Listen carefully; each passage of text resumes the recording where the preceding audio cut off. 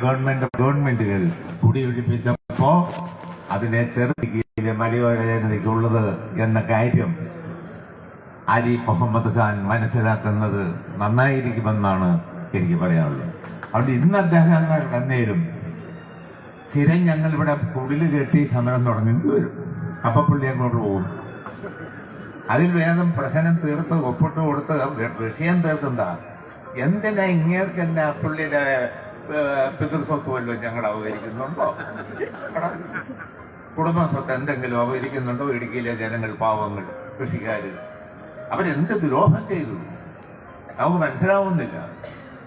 അല്ലെന്നൊരു കേന്ദ്ര ഗവൺമെന്റും BJP-യും പറഞ്ഞിട്ടാണെങ്കിൽ അത് അദ്ദേഹം അങ്ങനൊന്നും പറയട്ടെ. അതുമില്ല, ഒന്നും മിണ്ടുന്നുമില്ല. ഒരുമാതിരി അണ്ണാക്കിനകത്ത് പുണ്ണാക്ക് പട്ടികയിലാണ് ഗവൺമെന്റ്. അതുകൊണ്ട് ഇതുകൊണ്ടൊന്നും കാര്യം തീരുകയില്ല. ഞങ്ങൾ അവിടെ